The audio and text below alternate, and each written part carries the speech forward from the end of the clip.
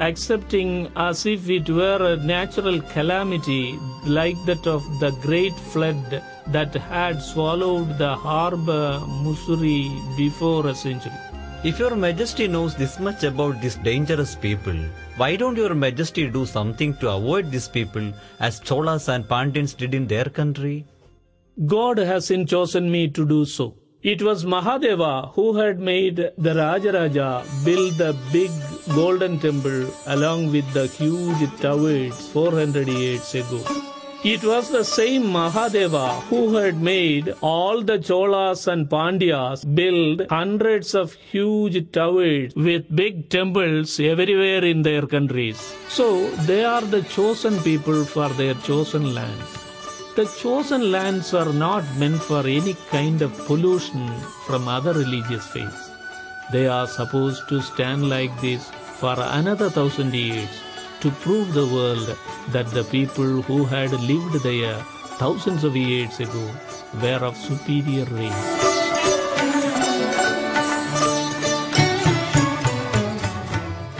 Spiritually superior enough to know all the secrets about the creation of galaxy, nebula and supernova from the divine dance of Nataraja.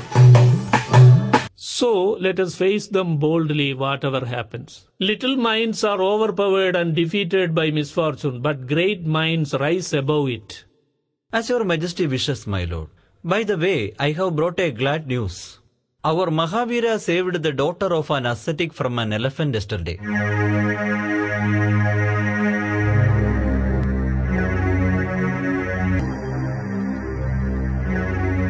I'll kill you, you devil!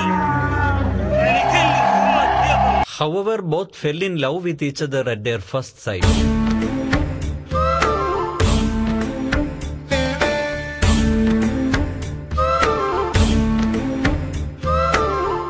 On the way, I tried my maximum to dissuade Mahavira from the thought of marrying that girl. But it was doubtless a futile attempt.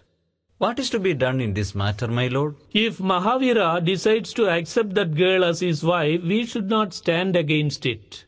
You should go and know all about the girl and her parentage. Actually, I had a dream echoing all the things what we have discussed so far, including the marriage of our Mahavira. So I think the time has come to face the hard realities of life. As your Majesty wish, my lord, let me be permitted to leave your Majesty. Long live our great king. See you, Kannappa. Blessing of Mahadeva be always with you.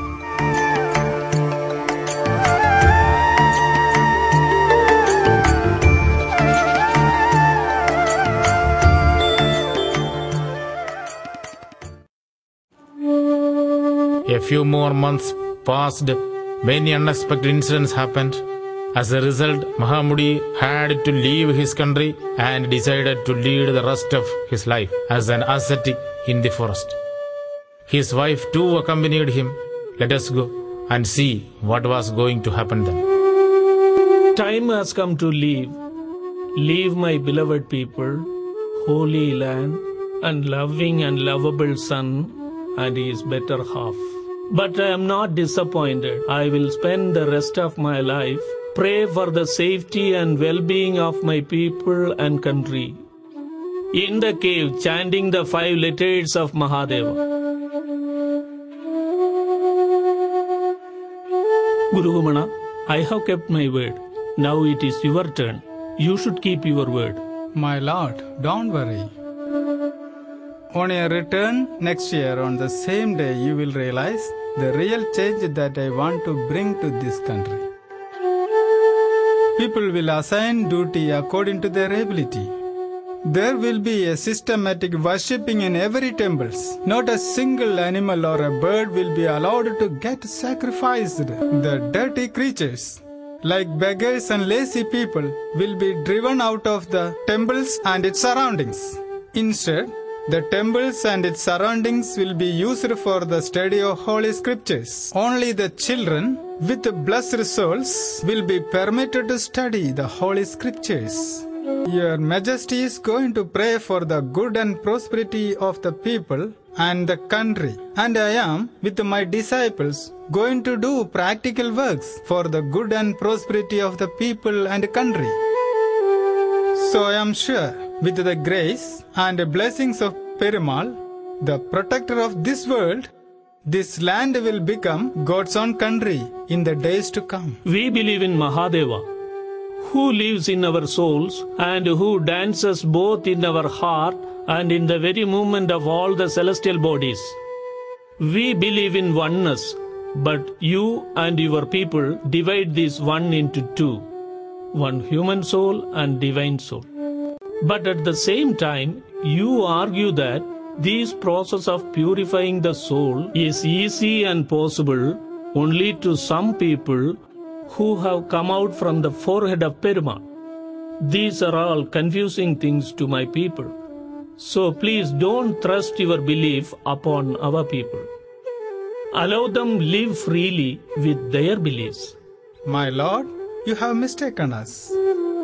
Our Guru, Madhvacharya, was also a faithful follower of your Guru, Shankaracharya.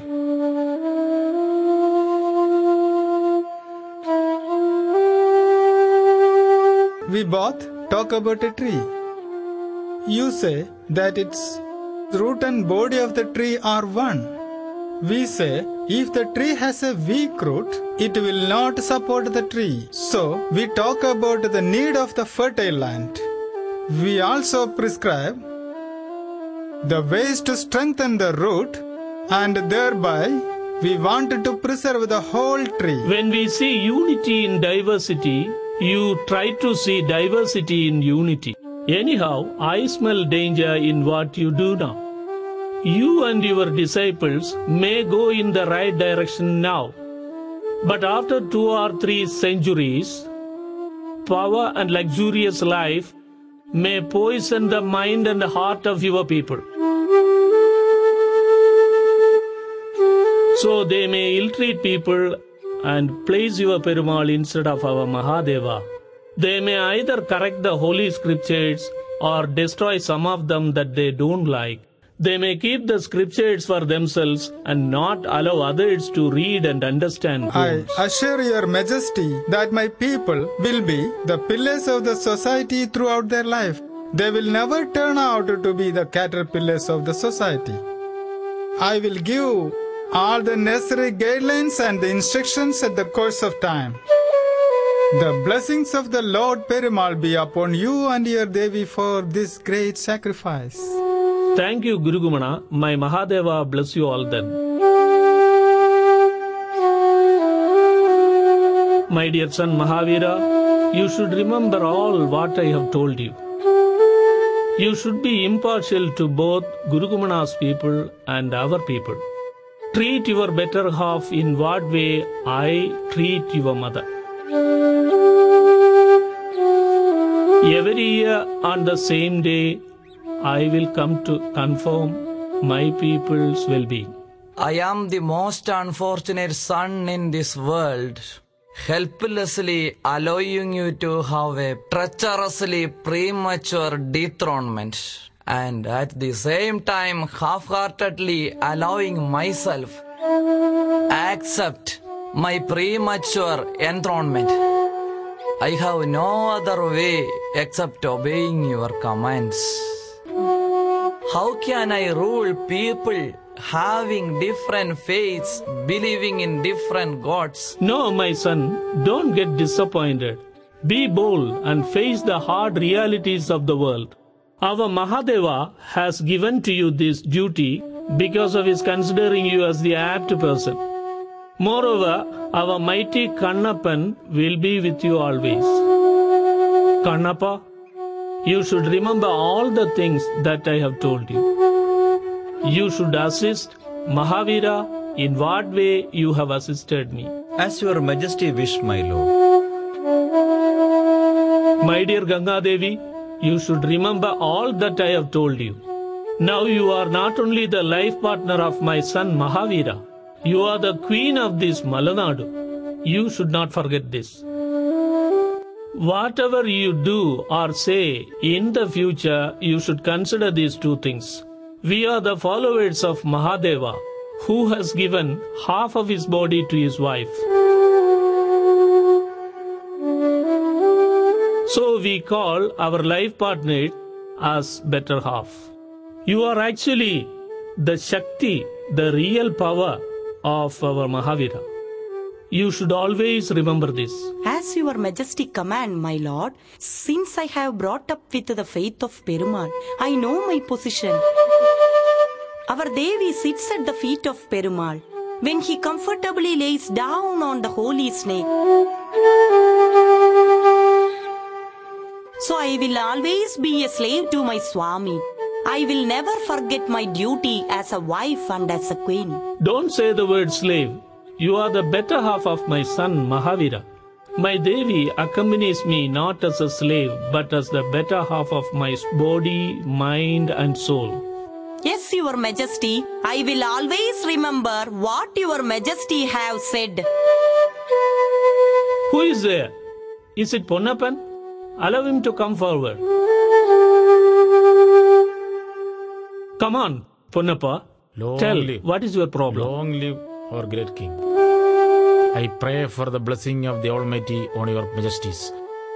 As your majesty graciously allowed us to convert to Christian faith, we don't need to hand over our fertile land on the river banks to Guru Mana's men. So we are very happy now. But at the same time, we are terribly doubtful whether we will be excommunicated from the rest of the people. We also fear whether our followers will have to live in their land as foreigners in the days to come. No, never, Ponnappa, nothing to be worried. I have allowed Guru Kumana to spread his faith with the condition that he should not interfere in the business of the followers of Islam and Christianity when they try to spread their faith. Since these two faiths treat all its followers equally, people of other faiths may come to these faiths in the coming centuries. At that time, your followers shouldn't give them the second position. Within a decade, people of your faith from the extreme west will arrive. And in the following centuries, all our people will be in need of learning their language, copying their education system, and imitating all ways and means of their life. Your Majesty, one more request. My people should also be allowed to celebrate the function of Your Majesty's arrival every year. That is the reason why I have decided to visit this land every year on this very day.